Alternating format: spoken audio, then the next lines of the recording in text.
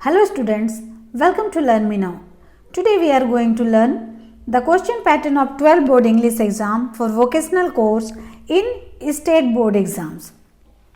तो state board exams में vocational course का जो 12 बोर्ड इंग्लिश एग्जाम होता है उसके क्वेश्चन किस तरह से आते हैं, उसको कैसे सॉल्व किया जा सकता है, इस पर आज हम लोग डिस्कस करेंगे। इंग्लिश के जो पेपर होता है वो 100 मार्क्स का होता है, उसका पास मार्क्स 33 होता है, मतलब 33% में पास होता है। तो इसके लिए पूरे 3 घंटे का समय मिलता है और रीडिंग के लिए एक्स्ट्रा 15 मिनट्स भी मिलता है स्टेट बोर्ड के एग्जाम्स में। इस 15 मिनट्स में स्टूडेंट्स को सारे क्वेश्चंस को पढ़ लेना है और सेलेक्ट कर लेना है उन क्वेश्चंस को जिसको कि अटेम्प्ट करना है। इंग्लिश के पेपर में 12 क्वेश्चंस होते हैं टोटल और इन 12 क्वेश्चंस को सभी को करना है। तो क्वेश्चन नंबर फर्स्ट को देखें जिसमें ऐसे राइटिंग है जिसको कि 250 वर्ड्स में लिखना है और पूरे 16 मार्क्स का है ये क्वेश्चन। तो इसमें 4 क्वेश्चंस गिवन होंगे आपको जिसमें किसी एक पर लिखना है और आप रीडिंग आवर में ही सेलेक्ट कर चुके हैं कि किस टॉपिक पर आपको ऐसे लिखना है। तो उस क्वेश्चन को, सेलेक्टेड क्वेश्चन को 3 बार बड़े ध्यान से पढ़ना है, उसको समझना है और उसके बारे में जितने भी इंफॉर्मेशन आपके माइंड में आते हैं सारे को कलेक्ट करके और उनके जो पॉइंट्स हैं उनको अरेंज करना है according to the part of essay. Essay के 3 पार्ट्स होते हैं, introduction, content and conclusion. Introductory part में आप लिखेंगे कि जो आपका टॉपिक है वह क्या है, उसके बारे में आप क्या जानते हैं, क्या आपको मालूम है, ये इंट्रोडक्शन में लिखेंगे। देन कंटेंट आपका 3 पैराग्राफ का होगा। फर्स्ट पैराग्राफ में आप फुल डिटेल लिखेंगे अपने टॉपिक के बारे में, उसके जितना इन्फॉर्मेशन आपको मालूम है वो सारे इन्फॉर्मेशन जो आपको आपके माइंड में है वो सारे पॉइंट्स लिख डालेंगे। सेकेंड पैराग्राफ में आप लिखेंगे कि जो आपका टॉपिक है अगर उसके कोई कोज हैं तो वो कारण क्या है, वह क्यों हुआ, कब हुआ, कैसे हुआ, कहाँ हुआ, ये सारी बातें आप सेकेंड पैराग्राफ में लिखेंगे। अगर उसके कुछ एडवांटेजेस हैं तो वो इसी पैराग्राफ में लिखने हैं, कुछ गेन्स हैं, फ़ायदे हैं तो इसमें लिखने हैं और अगर कोई पर्सन है तो उसके जो पसंद है उसको आप क्यों पसंद करते हैं ये भी इसी पैराग्राफ में लिखेंगे।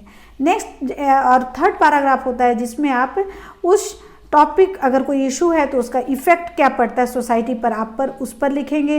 अगर उसके कुछ डिसएडवांटेजेस हैं तो वो लिखेंगे, उसके कोई लॉस है, हानि है तो वो लिखना है। अगर कोई पर्सन है आपका टॉपिक तो उसे क्यों डिसलाइक किया जाता है, आप क्यों डिसलाइक करते हैं, ये लिखेंगे।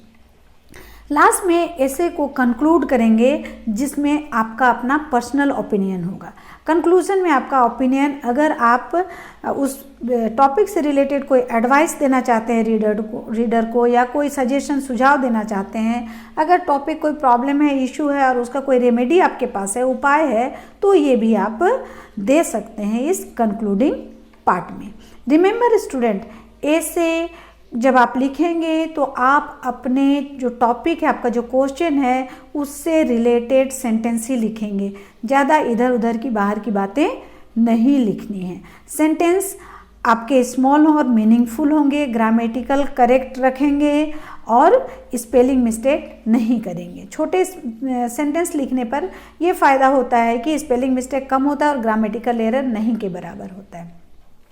दूसरी बात कि ऐसे आपको अपने लैंग्वेज में लिखना है, सिंपल एंड क्लियर, और इस तरह से आपका ऐसे 250 वर्ड्स के लगभग लिखेंगे, ना बहुत ज़्यादा ना बहुत कम। नेक्स्ट क्वेश्चन, क्वेश्चन नंबर 2 में आपके 2 क्वेश्चन आते हैं। एक होता है application to the headmaster of your school और अथवा में दूसरा क्वेश्चन होता है इनफॉर्मल लेटर, जिसमें आपको या तो फ्रेंड के पास लेटर लिखना है या रिलेटिव्स के पास या पेरेंट्स के पास। तो दोनों में से कोई एक क्वेश्चन को अटेम्प्ट करना है, या तो एप्लीकेशन टू हेडमास्टर लिखना है या फिर इनफॉर्मल लेटर। तो इसके लिए कोई भी लेटर आप लिखें उसके लिए फॉर्मेट में लेटर को होना बहुत ज़रूरी है क्योंकि इसमें स्टेप मार्किंग होता है। तो अगर आप एप्लीकेशन लिख रहे हैं तो सेंडर्स एड्रेस नहीं लिखेंगे क्योंकि सेंडर आप हैं, आप और आपके हेडमास्टर का स्कूल एक ही है, तो इसीलिए आप वहाँ सेंडर्स एड्रेस नहीं लिखेंगे। लेकिन दूसरे स्कूल के हेडमास्टर या प्रिंसिपल को लिखना हो तो आपको सेंडर्स एड्रेस लिखना होगा। तो ऐसे केस में आप सबसे पहले स्टार्ट करेंगे रिसीवर्स एड्रेस में द प्रिंसिपल, देन स्कूल का नाम और उसके बाद एड्रेस, उसके बाद सब्जेक्ट में लिखेंगे जो क्वेश्चन में आपको दिया गया है, जिस सब्जेक्ट पर, मैटर पर आपको लिखना है। देन सैल्यूटेशन में आप लिखेंगे dear sir. Body of the letter जो होता है वो 3 पार्ट का होता है। Introduction, content and conclusion. Introduction में आप स्टार्ट करेंगे respectfully I beg to say that, फिर सब्जेक्ट को लिखेंगे और कंटेंट में सारी बातें लिख डालेंगे जो आपको क्वेश्चन में पूछा गया है। कंक्लूजन में आप लिखेंगे I shall be highly obliged या grateful to you for this kindness और थैंक्स। ये थैंक्स या थैंकिंग यू ये आप कंक्लूजन में लिखेंगे। तो इस तरह से आपका बॉडी ऑफ द लेटर हो गया। कर्टियस क्लोजिंग मतलब आप उनसे विदा कैसे लेंगे, तो आप उनसे विदा लेने के लिए क्या करेंगे, योर्स ओबीडियंट स्टूडेंट या प्यूपिल लिखेंगे या फिर योर्स फेथफुली लिखेंगे और देन सिग्नेचर में अपना नाम डालेंगे। तो ये रहा एप्लीकेशन का फॉर्मेट। अगर आप इनफॉर्मल लेटर लिखते हैं, अगर अपने किसी रिलेटिव्स को लिखते हैं, तो आप उसमें सबसे पहले सेंडर्स एड्रेस लिखेंगे कि आप कहाँ से लिख रहे हैं, डेट लिखेंगे आप कब लिख रहे हैं। एप्लीकेशन में आप डेट नीचे डाल सकते हैं, लेकिन सेंडर्स एड्रेस के बाद आप इनफॉर्मल लेटर में डालेंगे। देन आप रिसीवर्स एड्रेस जो है ये और सब्जेक्ट ये दोनों को आप छोड़ देंगे। ये लास्ट के लिए रिसीवर एड्रेस छोड़ेंगे, सब्जेक्ट उसमें लिखने की आवश्यकता नहीं होती इनफॉर्मल लेटर में। सीधे आप लिखेंगे सेंडर्स एड्रेस, डेट के बाद salutation, dear brother, dear father, dear sister, dear friend, इस तरह। उसके बाद बॉडी ऑफ द लेटर में फिर 3 पार्ट रहेगा। इंट्रोडक्शन में आप अपने बारे में बताएंगे, आप कैसे हैं, या फिर उनसे पूछेंगे वे लोग कैसे हैं, आप क्या उम्मीद करते हैं उनसे, ये लिखेंगे। देन कंटेंट में जो आपको क्वेश्चन गिवन है, क्वेश्चन में जो बात पूछा गया है वो आप कंटेंट में डालेंगे पूरा डिटेल में। देन कंक्लूजन में आप उनसे कैसे लास्ट करेंगे लेटर, ये है कंक्लूजन कि आप छोटा है तो उनको आशीर्वाद देंगे, बड़े हैं तो उनसे आप आशीर्वाद लेंगे और मिलने की बात कहेंगे। ये सारा कंक्लूजन में होगा। लास्ट में कर्टियस क्लोजिंग जो होता है, किस तरह आप उनसे विदा लेंगे, तो यहाँ पर आप अगर आपका फ्रेंड है तो your loving friend, your loving father है तो योर लविंग सन, ब्रदर है तो योर लविंग ब्रदर। अगर रिलेशन आपको समझ में नहीं आ रहा है तो आप डायरेक्ट लिखेंगे योर्स लविंगली और देन सिग्नेचर में अपना नाम लिखेंगे। लास्ट में रिसीवर का एड्रेस डालेंगे जिसको कि ये लेटर मिलना है। तो इस तरह से दोनों लेटर लगभग सेम फॉर्मेट में लिखा जाता है, 2-4 इधर उधर करने के बाद। तो दोनों में से एक ही आपको लिखना है। नेक्स्ट है question number 3, expansion of proverb, जो कि 100 वर्ड्स में लिखना है। एक ही क्वेश्चन करना है 10 मार्क्स का। एक्सपेंशन का मतलब होता है एक्सपैंड करना, बढ़ाना। तो जो प्रोवर्ब है, एक सेंटेंस मिला रहता है, जैसे honesty is the best policy, ये एक प्रोवर्ब है, तो इसको आप एक्सपेंड कैसे करेंगे, मतलब इसको डिस्क्राइब कैसे करेंगे, इसके बारे में आप क्या समझते हैं वो आप अपने रीडर को समझा रहे हैं। तो इसमें 4 क्वेश्चंस गिवन होते हैं, 4 क्वेश्चन दिए रहेंगे जिसमें से आपको किसी एक पर लिखना है जो कि आप रीडिंग आवर में सेलेक्ट कर चुके हैं और इसके बारे में आप सोच चुके हैं। तो आप अगर नहीं सोचे हैं तो अभी पढ़िए क्वेश्चन को 3 बार और उस क्वेश्चन को 3 बार पढ़ने के बाद उसको बढ़िया से समझना है। देन समझने के बाद उसको सब्जेक्ट एंड प्रेडिकेट 2 भाग में बांटना है। क्योंकि ये एक सेंटेंस का होता है प्रोवर्ब, तो इसमें सब्जेक्ट और प्रेडिकेट होता है। सब्जेक्ट को अलग किया और प्रेडिकेट को अलग किया, सब्जेक्ट को अलग से समझा, प्रेडिकेट को अलग से समझा। अब दोनों को समझने के बाद ध्यान देना है कि इसमें किसके बारे पूछा जा रहा है, सब्जेक्ट के बारे या प्रेडिकेट के बारे या दोनों के बारे। तो जिसके बारे सेंटेंस है वो आपका कीवर्ड हुआ और उसी कीवर्ड के चारों ओर आपको स्टोरी बनाना है, डिस्क्राइब करना है। तो कीवर्ड आपने सेलेक्ट कर लिया, अब उस कीवर्ड और पूरा को की सेंटेंस कहते हैं, पूरा टॉपिक को की सेंटेंस कहते हैं। कीवर्ड और की सेंटेंस अगर सिंबॉलिक है, प्रतीकात्मक है, तो उससे आपने क्या समझा उसके बारे में आप इन्फॉर्मेशन कलेक्ट करेंगे और इन्फॉर्मेशन कलेक्ट करने के बाद उसको पॉइंट्स में अरेंज करेंगे। कैसे? एक्सपेंशन जो होता है प्रोवर्ब का, तो वो भी उसके भी 3 पार्ट होते हैं, इंट्रोडक्शन, कंटेंट एंड कंक्लूजन। तो उस अपने पॉइंट्स को आपको 3 भाग में अरेंज करना है कि किसको आपको इंट्रोडक्शन रखना है, किसको कंटेंट और किसको conclusion.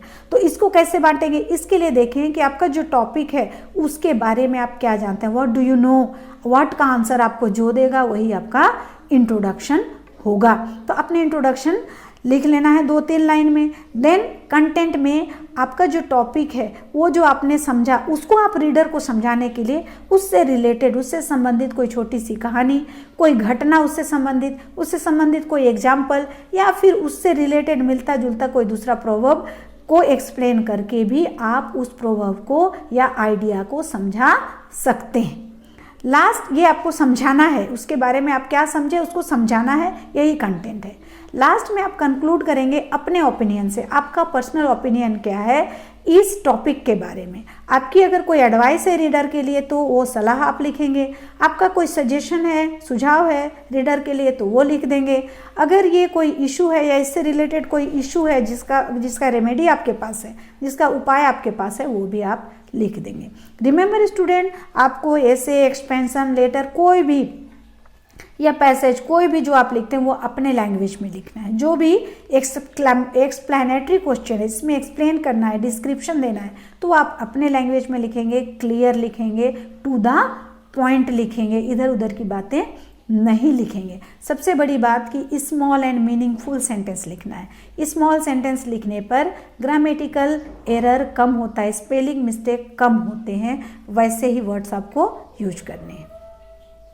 Next question number 4 is unseen passage, जिसको हम लोग कंप्रिहेंशन भी कहते हैं। तो अनसीन पैसेज में एक पैसेज गिवन रहता है और फिर उसके पीछे 4 क्वेश्चन दिए रहते हैं, उस पैसेज में आंसर छुपा रहता है, आंसर दिया रहता है। तो ये चारों क्वेश्चन 4 मार्क्स के होते हैं, टोटल 16 मार्क्स के।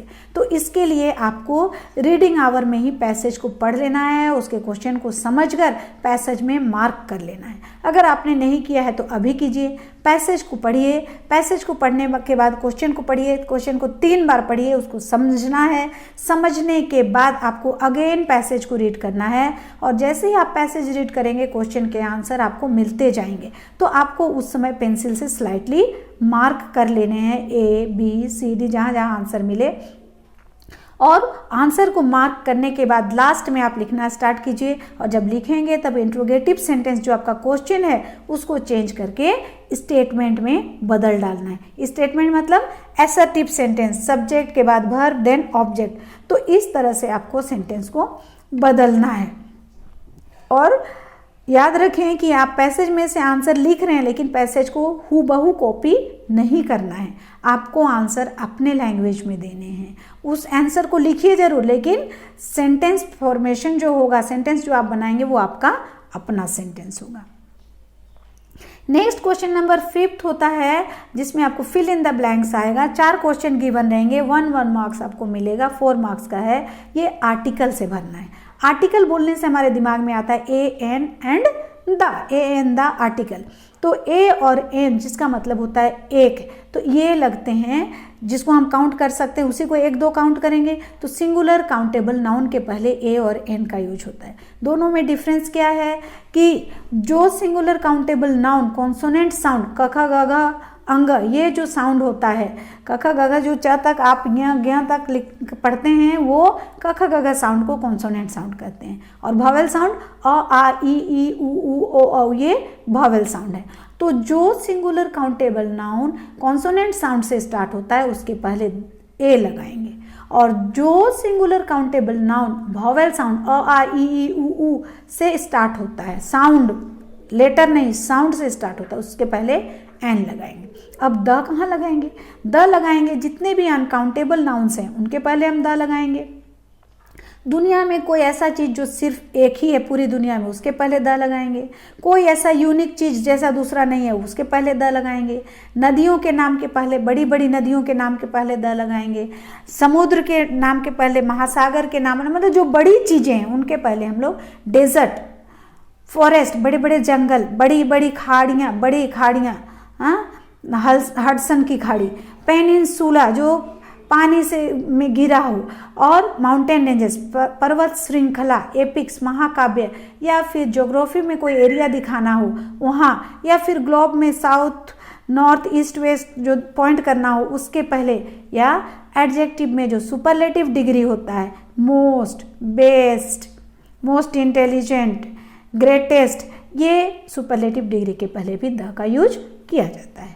कुछ ऐसे नाउन्स भी होते हैं जिनके पहले आर्टिकल का यूज नहीं किया जाता है, नो आर्टिकल्स जो होता है वो होते हैं लैंग्वेज के नाम के पहले, सब्जेक्ट के नाम के पहले, नेशनैलिटीज के नाम के पहले, छोटे छोटे पर्वत के नाम के पहले, महादेश कॉन्टिनेंट के नाम के पहले, आइलैंड द्वीप के नाम के पहले, झील के पहले, छोटी छोटी खाड़ियों के पहले, कोई प्रनाउन किसी का अपना नाम के पहले, और जितने भी मटेरियल नाउन्स हैं जो अनकाउंटेबल होते हैं उनके पहले हम लोग आर्टिकल नहीं लगाते हैं। तो इस तरह से आर्टिकल बहुत ही इजी टॉपिक है। नेक्स्ट क्वेश्चन है क्वेश्चन नंबर 6, जिसमें कि आपको 4 क्वेश्चन रहेंगे जो सेंटेंस एक्टिव वॉइस में उन्हें आपको पैसिव वॉइस में चेंज करना है। तो ये रूल हमने पढ़ रखा है कि कैसे सेंटेंस को एक्टिव से पैसिव में चेंज करना है। बस चलिए थोड़ा सा रिवाइज कर लें, रिकॉल कर लें कि इसके लिए एक्टिव वॉइस के ऑब्जेक्ट को पैसिव वॉइस में सब्जेक्ट के रूप में सब्जेक्टिव केस में लगाते हैं। वो सब्जेक्ट के अकॉर्डिंग और टेंस के अकॉर्डिंग उसका हेल्पिंग वर्ब डालते हैं। तो हेल्पिंग वर्ब में हम क्या डालते हैं? वर्ब का to be form, am is are present tense में, वॉज वेयर पास्ट टेंस में, बीइंग कंटिन्यूअस टेंस में और बीन परफेक्ट टेंस में। ये जो हैं ब्रैकेट में ये वर्ब के टू बी फॉर्म्स हैं। इन्हीं को हमें टेंस शो करने के लिए और सब्जेक्ट के नंबर और पर्सन के अकॉर्डिंग इनको यूज करना है पैसिव वॉइस में। क्यों? क्योंकि पैसिव वॉइस में जो वर्ब लगता है, मेन वर्ब, एक्टिव वॉइस का जो वर्ब किसी भी टेंस में हो, किसी भी फॉर्म में हो, पैसिव वॉइस में वो पास्ट पार्टिसिपल फॉर्म मतलब वर्ब का थर्ड फॉर्म में ही यूज होना है। सारे मेन वर्ब को वर्ब के थर्ड फॉर्म में आना है। तो टेंस कौन बतलाएगा? यही हेल्पिंग वर्ब बतलाएंगे। मेन वर्ब के बाद बाई लगाया जाता है और बाई के बाद एक्टिव वॉइस का जो सब्जेक्ट है उसको ऑब्जेक्ट के रूप में पैसिव वॉइस में ऑब्जेक्टिव केस में लगाते हैं। और सेंटेंस में लास्ट में बिना पंक्चुएशन मार्क के कोई भी सेंटेंस कंप्लीट नहीं होता, मीनिंगफुल नहीं होता, इसलिए सूटेबल पंक्चुएशन मार्क लगाना है। नेक्स्ट क्वेश्चन, क्वेश्चन नंबर 7, जिसमें 4 क्वेश्चंस होंगे 2 मार्क्स ईच, पूरा 8 मार्क्स का। तो ये चारों क्वेश्चंस जो डायरेक्ट स्पीच में होंगे इन्हें हमें इनडायरेक्ट स्पीच में चेंज करना है। तो अगेन हमें डायरेक्ट इनडायरेक्ट स्पीच का जो रूल है उसको याद करना है। डिटेल में आप अपने क्लास में पढ़ लिए होंगे, तो आप इसको रिवाइज करें, रिकॉल करें कि क्या करना है। कि रिपोर्टिंग स्पीच जो कि कॉमा के पहले रहता है उसको रिपोर्टिंग स्पीच कहते हैं, और जो इन्वर्टेड कॉमा के अंदर रहता है डायरेक्ट स्पीच में उसको हम लोग कहते हैं रिपोर्टेड स्पीच। तो रिपोर्टिंग स्पीच अगर प्रेजेंट टेंस में हो या फ्यूचर टेंस में हो, मतलब कौन? वर्ब। टेंस कौन बतलाता है? वर्ब। तो रिपोर्टिंग स्पीच का जो वर्ब है वो प्रेजेंट टेंस या फ्यूचर टेंस में हो तो रिपोर्टेड स्पीच का जो भी टेंस होगा सेंटेंस वो चेंज नहीं होगा, नो चेंज। लेकिन अगर रिपोर्टिंग स्पीच का सेंटेंस पास्ट टेंस में हो, वर्ब पास्ट टेंस में हो, तो रिपोर्टेड स्पीच अगर चेंज होता है। कैसे चेंज होता है? इस रूल के अनुसार कि रिपोर्टेड स्पीच अगर सिंपल प्रेजेंट टेंस में है तो वो सिंपल पास्ट हो जाएगा, प्रेजेंट कंटिन्यूअस टेंस में है तो पास्ट कंटिन्यूअस टेंस में होगा, प्रेजेंट परफेक्ट टेंस में है तो पास्ट परफेक्ट टेंस होगा, प्रेजेंट परफेक्ट कंटिन्यूअस टेंस है तो पास्ट परफेक्ट कंटिन्यूअस टेंस में हो जाएगा। अगर वह सिंपल पास्ट टेंस में है तो पास्ट परफेक्ट टेंस में चेंज होगा, पास्ट कंटिन्यूअस टेंस में है तो पास्ट परफेक्ट कंटिन्यूअस टेंस में होगा। और अगर दूसरा और इसको छोड़कर बाकी के टेंस में है तो उसके लिए जैसे पास्ट परफेक्ट है तो पास्ट परफेक्ट ही रहेगा, पास्ट परफेक्ट कंटिन्यूअस है तो पास्ट परफेक्ट कंटिन्यूअस ही होगा। और फ्यूचर टेंस के लिए तो फिर उसमें हम लोग हेल्पिंग वर्ब लगाएंगे तो उसके हेल्पिंग वर्ब को हम लोग पास्ट फॉर्म में ले आएंगे। अगर सेंटेंस में रिपोर्टेड स्पीच के सेंटेंस में मॉडल्स यूज किया है कैन में, तो इन सब का क्या, शैल विल, तो इन सब मॉडल्स को हम लोग पास्ट फॉर्म में ले आएंगे। शैल शुड बन जाएगा, विल वुड बन जाएगा, कैन कुड बन जाएगा, में माइट बन जाएगा। मस्ट और ऑट टू में चेंजिंग नहीं होता है। अब देखें कि अगर रिपोर्टिंग स्पीच में ऑब्जेक्ट है तो ऑब्जेक्ट अगर है तो और उसका जो मेन वर्ब है वो से है तो ऑब्जेक्ट होने के कारण वह से टेल में बदल जाएगा। अगर से की जगह सेड होगा पास्ट टेंस में तो वो टेल टोल्ड बन जाएगा। तो रिपोर्टिंग स्पीच के बाद जो कॉमा होता है जब हम इनडायरेक्ट स्पीच में लाते हैं तो वो कॉमा हट जाता है और उसके बदले में दैट लगता है। और रिपोर्टेड स्पीच जो इन्वर्टेड कॉमा के अंदर है, इन्वर्टेड कॉमा खत्म हो जाता है। ठीक है। और रिपोर्टेड स्पीच जो कि कैपिटल लेटर से शुरू हुआ है वो अब स्मॉल लेटर में आ जाएगा, क्योंकि वहाँ 2 सेंटेंस नहीं बल्कि इनडायरेक्ट स्पीच में दोनों सेंटेंस मिलकर एक सेंटेंस बनता है, तो वो स्मॉल लेटर से स्टार्ट हो जाएगा, जो हमारा ग्रामेटिकल रूल है। आगे देखें, ऑब्जेक्ट तो हमने से को टेल कर लिया। अगर रिपोर्टिंग स्पीच में से है और रिपोर्टेड स्पीच इंट्रोगेटिव सेंटेंस में है तो ये से चेंज होकर आस्क या इंक्वायर बन जाएगा, और सेड है तो आस्क्ड या इंक्वायर्ड बन जाएगा। और जो कॉमा के बदले हमने दैट लगाया वो केवल असर्टिव सेंटेंस में, इंट्रोगेटिव सेंटेंस में वो कॉमा के बदले दैट नहीं लग के वहाँ इफ या वेदर लग जाएगा। दैट की जगह में कॉमा हटा और दैट नहीं लगा, इफ या वेदर लग गया। और जो हमारा इंट्रोगेटिव सेंटेंस है वो असर्टिव बन जाता है। उसके बाद असर्टिव बनता है तो पहले सब्जेक्ट आएगा, देन वर्ब आएगा, देन ऑब्जेक्ट आएगा। इंट्रोगेटिव में पहले हेल्पिंग वर्ब होता है, देन सब्जेक्ट और मेन वर्ब आता है, लेकिन असर्टिव सेंटेंस में पहले सब्जेक्ट आएगा, देन वर्ब आएगा, देन ऑब्जेक्ट, और लास्ट में फुल स्टॉप लगेगा, क्वेश्चन मार्क हट जाएगा। इन्वर्टेड कॉमा तो हम जान गए हैं नहीं लगता है, अब क्वेश्चन मार्क भी हट जाएगा और वहाँ फुल स्टॉप लग जाएगा इंटरोगेटिव सेंटेंस होने के बावजूद, क्योंकि वहाँ हमने से को आस्क कर दिया। नेक्स्ट, अगर रिपोर्टिंग स्पीच में ऑब्जेक्ट है तो वो टेल वाला रूल हो गया। ऑब्जेक्ट है या नहीं है लेकिन सब्जेक्ट से है, और रिपोर्टेड स्पीच अगर इंपरेटिव सेंटेंस है, optative sentence, order, command, suggestion, advice ये है तो वहाँ से के बदले अगर ऑर्डर है तो ऑर्डर लग जाएगा, अगर सजेशन है तो सजेस्ट लग जाएगा, और अगर एडवाइस है तो एडवाइज हो जाएगा। एडवाइज वर्ब होता है, एडवाइस नाउन होता है, तो अगर सलाह है तो वहाँ एडवाइज हो जाएगा। इसका सेड है तो फिर पास्ट फॉर्म बन जाएगा। और जहाँ हम कोमा हटाकर दैट लगाते हैं वहाँ दैट नहीं लगाकर टू लगाएंगे। इंपरेटिव सेंटेंस में हम लोग दैट नहीं लगाकर टू लगाएंगे। इसी तरह अगर रिपोर्टेड स्पीच में अगर कोई प्रोनाउन से स्टार्ट होता है, रिपोर्टेड स्पीच का जो क्लॉज है वो प्रोनाउन से स्टार्ट होता है, तो वो प्रोनाउन अगर फर्स्ट पर्सन मतलब आई है तो आई किसके अकॉर्डिंग चेंज होगा? सब्जेक्ट, रिपोर्टिंग स्पीच के सब्जेक्ट के अकॉर्डिंग चेंज होगा। और अगर यू है, सेकेंड पर्सन है, तो वो ऑब्जेक्ट के अनुसार चेंज होगा। अगर थर्ड पर्सन है तो उसमें कोई चेंज नहीं होगा। ये रूल हमने डायरेक्ट इनडायरेक्ट स्पीच के लिए सीख रखा है, जिसको हमने रिकॉल किया। ये हम अपने ग्रामर के बुक से या फिर नोट से टीचर के, जैसे मेरे स्कूल के बच्चे मेरे नोट से पढ़ लेंगे। नेक्स्ट क्वेश्चन नंबर 8, जिसमें 5 क्वेश्चंस होंगे 1 मार्क के, पूरे 5 नंबर के। इसमें प्रीपोजिशन फिल करने हैं। तो कुछ प्रीपोजिशंस जनरली आते हैं, उनको मैंने यहाँ दिया है, इनका मीनिंग हम देख लें। इन का मीनिंग होता है में किसी चीज़ के अंदर या किसी जगह को बताने के लिए, बड़े जगह बड़े शहर के लिए इन का यूज किया जाता है। या किसी चीज़ के अंदर जो पहले से already I am in the classroom, तो इन उसके पहले भी वहाँ पर अंदर में उपस्थित है तो वहाँ इन का यूज करेंगे। एट का यूज कहाँ करेंगे? टाइम दिखाने के लिए, एट 10 o'clock, एट 12 o'clock। और दूसरा किसी जगह के बारे बताना है तो छोटे जगह के लिए एट, अपने स्कूल के लिए, अपने गाँव के लिए एट का यूज करेंगे। ऑन किसी चीज़ पर के ऊपर, पर मतलब उससे जब सटा हो किसी चीज़ पर, on the table, on the desk, किसी चीज़ पर सटा हो तो ऑन का यूज होगा। और अबव ऊपर को बताता है लेकिन उसमें अटैचमेंट नहीं होता है, दूर रहता है, जिसको हम छू नहीं सकते, तो वो अबव हुआ। अप उसके ऊपर, अप द स्काई, ऊपर किसी चीज़ के ऊपर बताने के लिए, जब सटने या दूर होने की कोई बात ना हो तो ऊपर।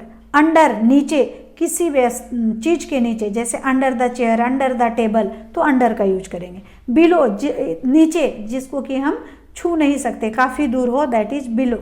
आफ्टर के बाद, किसी चीज़ के बाद, उसके बाद आने वाले को, क्रम को आफ्टर। इन फ्रंट ऑफ के सामने, उसके ठीक सामने को in front of.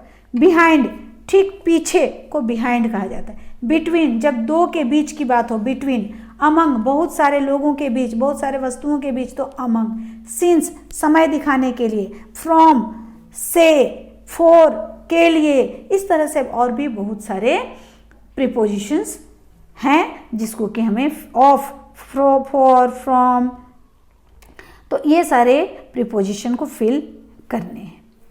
Next question number 9, make sentences with phrase. Phrase क्या होता है? किसी वर्ब के बाद जब प्रीपोजिशन तुरंत आ जाता है और उसका मीनिंग एक अलग रूप में आ जाता है तो उसको हम लोग फ्रेज कहते हैं। इसके भी 4 क्वेश्चंस आएंगे 1-1 नंबर के, और आपको 4 क्वेश्चंस करने हैं जिसमें 4 मार्क्स के होंगे। क्वेश्चन आपको दिए रहेंगे 6 में से 4 करना है। तो सबसे पहले इस फ्रेज के मीनिंग को हमें समझना है और उसके मीनिंग को समझकर उसके मीनिंग को हमें समझाना है रीडर को स्मॉल एंड मीनिंगफुल सेंटेंस बनाकर। याद रखें हमेशा सेंटेंस स्मॉल करेंगे जिससे कि आपको ग्रामेटिकल एरर और स्पेलिंग मिस्टेक का डर कम रहे।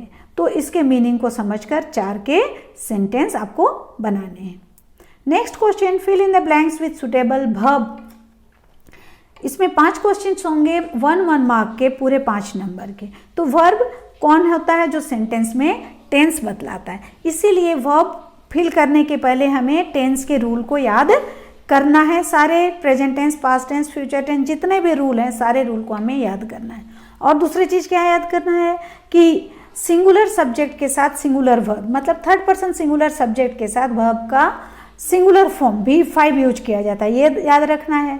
1st person, 2nd person singular, 1st person singular, 2nd person singular, और जितने भी प्लूरल सब्जेक्ट होते हैं उनके साथ प्लूरल वर्ब का यूज करना है। मतलब याद रखना है कि 3rd पर्सन सिंगुलर सब्जेक्ट के साथ वर्ब का 5th फॉर्म, वर्ब में SES लगता है, बाद बाकी सबके साथ मेन वर्ब जो बेस फॉर्म होता है वो लगता है। तो ये टेंस के रूल को याद करके हमें वर्ब को फिल करने हैं। नेक्स्ट है correct the errors. Question number 11 में 4 क्वेश्चन होंगे 1-1 नंबर के। तो एरर आपका पूरे ग्रामर में आपने जो भी पढ़ा है सेंटेंस कैसे बनाया जाता है, तो सेंटेंस में कहीं ना कहीं आपको एरर दिया जाएगा जिसको आपको फाइंड करना है और हटाना है, सही करना है। तो ग्रामर के सारे रूल्स को हमें याद करने हैं। टेंस के रूल को याद करने हैं, आर्टिकल के रूल को याद करने हैं, और सब्जेक्ट वर्ब एग्रीमेंट का जो रूल होता है जिसमें सिंगुलर वर्ब के साथ सिंगुलर सब्जेक्ट के साथ सिंगुलर वर्ब, प्लूरल सब्जेक्ट के साथ प्लूरल वर्ब, ये सारे रूल्स को हमें याद करने हैं और उसी रूल के अकॉर्डिंग हमें सेंटेंस को चेक करना है कि सेंटेंस कहाँ गलत है और उसे करेक्ट करना है। Next and last question is translate into English. ये 12 मार्क्स का होगा। तो ये आपको एक छोटा सा पैसेज दिया रहेगा, मोस्टली 6 सेंटेंस का होता है, 5 to 6 सेंटेंस का, जिस 6 सेंटेंस रहता है, 2-2 मार्क्स ईच टाइप का। कभी कभी 7-8 सेंटेंस होता है, रेयरली। तो आपको एक पैसेज होगा, उस पैसेज के सारे सेंटेंसेस को आपको बड़े ही अच्छे से पढ़ने हैं, समझने हैं, उसके टेंस को देखना है, सेंटेंस के मीनिंग को देखना है, क्योंकि सेंटेंस का टेंस आपको चेंज नहीं करना है, मीनिंग भी चेंज नहीं करना है, केवल हिंदी वाले सेंटेंस को इंग्लिश में ट्रांसलेट करना है, अनुवाद करना है। तो टेंस को और मीनिंग को ध्यान में रखते हुए आपको एक सेंटेंस को चेंज करना है और पैसेज को पूरा चेंज कर देना है। तो कैसा रहेगा हमारा सेंटेंस का फॉर्मेशन, क्या होता है? पहले सब्जेक्ट आता है, फिर वर्ब आता है, फिर ऑब्जेक्ट आता है। इस तरह से आप सेंटेंस को फॉर्म करेंगे। बाकी के रूल तो मैंने आपको बताया ही था, किस तरह प्रेजेंट टेंस को पहचानना है, ता है, ती है, ते हैं, और पास्ट टेंस को था, थे, थे, फ्यूचर टेंस गा, गे, गिव, इस तरह जो मैंने बताया था उसको आपको याद करना है। सो स्टूडेंट्स, ये है आपका क्वेश्चन का पैटर्न रहा, आप इसको देख लिया। अभी इस पैटर्न पे आप प्रैक्टिस करें, अपने लास्ट ईयर के प्रीवियस ईयर्स के क्वेश्चंस को प्रैक्टिस करें, और फिर प्रैक्टिस के साथ आप अपने एग्ज़ाम की तैयारी बढ़िया से करें, और इस तरह से आप अच्छा कर लेंगे अपने एग्ज़ाम में। आई होप कि आपको मेरा ये वीडियो पसंद आया होगा। कैसा लगा आप इस पर कमेंट करें। अगर आपको पसंद आया तो वीडियो को लाइक करें, अपने फ्रेंड्स से शेयर करें, जिससे वे भी इससे बेनिफिशियल रह सकें। और अगर आज तक आपने मेरे वीडियो को सब्सक्राइब नहीं किया है तो आज सब्सक्राइब जरूर से ज़रूर करें, जिससे कि इसके बाद के आने वाले वीडियो जो आपके एग्ज़ाम के टिप्स होंगे, किस तरह आप एग्ज़ाम देंगे, उनका नोटिफिकेशन आपको टाइम पर आ सके। थैंक्स।